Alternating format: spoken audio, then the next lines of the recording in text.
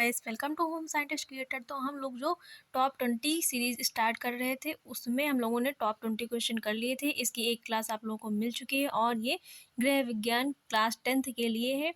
अति लघुत्तरी top 20 question हम लोगों ने कर लिए थे और ऐसी ही 2-3 क्लास आपको और मिलेंगी जिससे आपके नंबर जो हैं 10 में से 10 आएंगे। बहुत इंपॉर्टेंट क्वेश्चन है और रिपीटेड हैं, आए हुए हैं और आपके एग्जाम में पूछे गए हैं। तो वही क्वेश्चन हम लोग करेंगे। तो इसी सीरीज में हम लोग आज क्लास 2 करेंगे।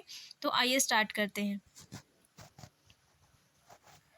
पहला क्वेश्चन है, शुद्ध जल की क्या पहचान होती है? शुद्ध जल की पहचान क्या होती है? शुद्ध जल किस प्रकार का होता है? तो शुद्ध जल रंगहीन, गंधहीन, पारदर्शी तथा एक प्रकार की प्राकृतिक चमक से युक्त होता है। अगला क्वेश्चन है, जल की कठोरता कितने प्रकार की होती है? यह किन कारणों से होती है? तो जल की कठोरता कितने प्रकार की होती है, किन कारणों से होती है? जल की कठोरता 2 प्रकार की होती है और ये 2 प्रकार की होती है, अस्थायी कठोरता, स्थायी कठोरता। अस्थायी कठोरता कौन सी होती है? इसका कारण जल में विद्यमान कैल्शियम तथा मैग्नीशियम के बाइकार्बोनेट्स होते हैं। और स्थायी कठोरता में इसका कारण जल में मिले कैल्शियम तथा मैग्नीशियम सल्फेट तथा क्लोराइड्स होते हैं। थोड़ा सा अंतर है, इसमें सल्फेट क्लोराइड्स होते हैं और इसमें बाइकार्बोनेट्स होते हैं। तो जल की कठोरता 2 प्रकार की होती है, स्थायी कठोरता, अस्थायी कठोरता। अगला क्वेश्चन है, निसंक्रामक पदार्थ क्या है? 2 निसंक्रामक पदार्थों के नाम लिखिए। तो जल के शुद्धिकरण के लिए प्रयोग किए जाने वाले जीवाणुनाशक पदार्थ निसंक्रामक पदार्थ कहलाते हैं और उदाहरण के तौर पे है लाल दवा। लाल दवा का रासायनिक नाम क्या है? Potassium permanganate. अगला क्वेश्चन है, आसुत जल किसे कहते हैं? आसुत जल किसे कहते हैं? आसवन विधि के द्वारा शुद्ध किए गए जल को आसुत जल कहते हैं। अगला क्वेश्चन है, अशुद्ध जल के द्वारा फैलने वाले रोगों के नाम लिखिए। अशुद्ध जल के द्वारा फैलने वाले रोगों के नाम लिखने हैं। तो कौन कौन से रोग अशुद्ध जल के माध्यम से फैलते हैं? हैजा, अतिसार, पेचिश, पाचन संबंधी विकार, ये सब अशुद्ध जल के माध्यम से होने वाले रोग हैं। अगला क्वेश्चन है, हैजा किस प्रकार फैलता है? किस प्रकार फैलेगा, प्रकार बताना है। तो हैजा अशुद्ध जल एवं भोजन से फैलता है। इस रोग के जीवाणुओं का संवहन मुख्यतः मक्खियों के द्वारा होता है। हैजा किसके माध्यम से फैलता है? मक्खियों के द्वारा। ये रोग किस जीवाणु के द्वारा होगा? तो विब्रियो कोलेरा नामक जीवाणु से हैजा फैलता है। अगला क्वेश्चन है, निर्जलीकरण से क्या तात्पर्य है? निर्जलीकरण किसे कहते हैं?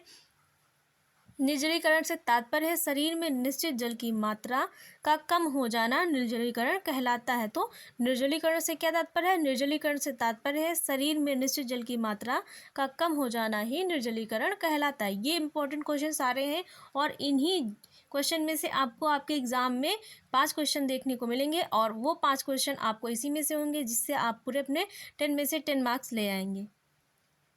तो ये छोटी छोटी क्लास गाइस आप लोगों के हेल्पफुल बहुत सारी रहेंगी क्योंकि ये इतनी हेल्पफुल क्लासेस हैं कि आप ये एग्जाम में क्वेश्चन आएंगे ही आएंगे और देखने को मिलेंगे। तो अगला क्वेश्चन देखते हैं हम लोग, पर्यावरण से क्या तात्पर्य है? पर्यावरण की परिभाषा बताइए। तो जिस वर्ड के अनुसार देखेंगे, पर्यावरण वह सब कुछ है जो एक वस्तु को चारों ओर से घेरे हुए तथा उस पर प्रत्यक्ष प्रभाव डालता है, वो क्या कहलाता है? पर्यावरण कहलाता है। अगला क्वेश्चन है, पर्यावरण प्रदूषण किसे कहते हैं? पर्यावरण के किसी एक भाग अथवा सभी भागों का दूषित होना ही पर्यावरण प्रदूषण कहलाता है। पर्यावरण के किसी एक भाग अथवा सभी भागों का दूषित होना ही पर्यावरण प्रदूषण कहलाता है। अगला क्वेश्चन है, पर्यावरण प्रदूषण के कारण क्या है? पर्यावरण प्रदूषण के प्रमुख कारण कौन से हैं? कारण बताने हैं। तो वायुमंडल में कार्बन डाइऑक्साइड की मात्रा का बढ़ना, घरेलू अपमार्जकों का अधिकाधिक प्रयोग, वाहित मल का नदियों में गिरना, औद्योगिक अपशिष्ट तथा रासायनिक पदार्थों का विसर्जन, ये क्या है? पर्यावरण प्रदूषण के मुख्य कारण है। अगला क्वेश्चन है, वायु प्रदूषण से होने वाली बीमारियों के नाम लिखिए। वायु प्रदूषण के माध्यम से फैलने वाली बीमारियां कौन कौन सी हैं? तो चेचक, तपेदिक, काली खांसी, खसरा, ये सब वायु प्रदूषण के माध्यम से फैलने वाली बीमारियां हैं। अगला क्वेश्चन है, वृक्ष पर्यावरण को कैसे शुद्ध बनाते हैं? वृक्ष पर्यावरण को कैसे शुद्ध बनाते हैं? तो पेड़ पौधे वातावरण में ऑक्सीजन को विसर्जित करके उसे शुद्ध बनाए रखते हैं तथा वातावरण से हानिकारक कार्बन डाइऑक्साइड सोखते हैं। तो इस प्रक्रिया के द्वारा वृक्ष क्या करते हैं? पर्यावरण को शुद्ध बनाते हैं। अगला क्वेश्चन है, वृक्षारोपण के 2 लाभ लिखिए। वृक्षारोपण के 2 लाभ बताने हैं। वायुमंडल में संतुलन बना रहता है और वायु प्रदूषण नियंत्रित रहता है, ऑक्सीजन की मात्रा सामान्य बनी रहती है। ये वृक्षारोपण के लाभ हैं कुछ। अगला क्वेश्चन है, जल प्रदूषण के कारण बताइए। तो जल प्रदूषण के कारण बताना है। जल प्रदूषण का कौन सा कारण है?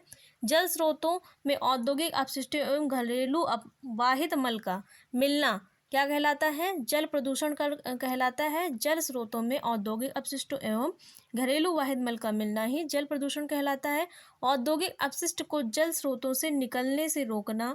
और जल प्रदूषण को रोक कैसे सकते हैं? तो जो औद्योगिक अपशिष्ट है उसको जल स्रोतों में मिलने से रोका जाए। सीवेज ट्रीटमेंट प्लांट आदि जल प्रदूषण के निवारण किया जा सकता है। तो ऐसे औद्योगिक अपशिष्टों को जल प्रदूषण स्रोतों में मिलने से रोकने के द्वारा हम लोग क्या कर सकते हैं? जल प्रदूषण का निवारण कर सकते हैं।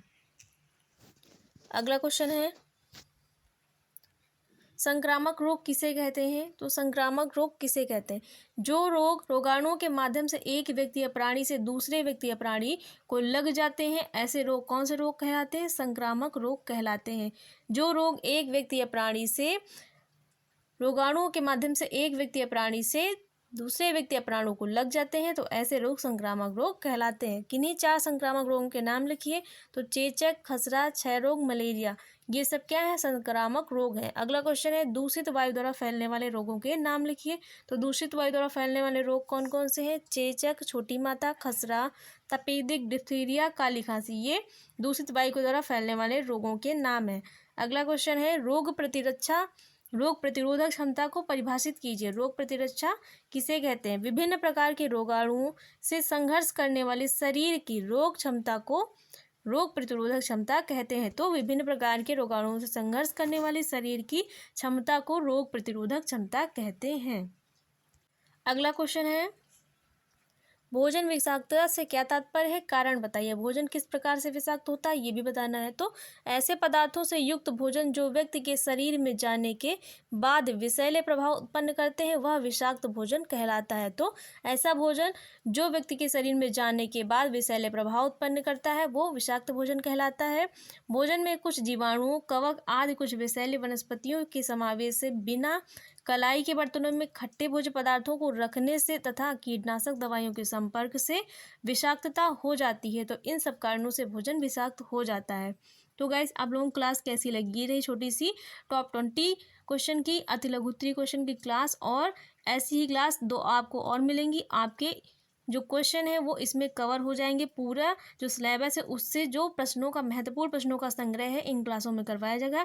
इसके बाद आपको कोई भी अति लघु उत्तरीय प्रश्न पढ़ने की ज़रूरत नहीं है। बस यही क्लास देख लीजिएगा जो आपको करवाई जा रही हैं, उसी से आपके क्वेश्चन एग्जाम में फंसेंगे। तो अगर आप लोगों को क्लास अच्छी लगी हो तो वीडियो को लाइक, शेयर और चैनल को सब्सक्राइब कर लीजिए। साथ ही बेल आइकन को प्रेस कर लीजिए ताकि आपको क्लास का नोटिफिकेशन समय पर मिलता रहे। Thanks for watching guys.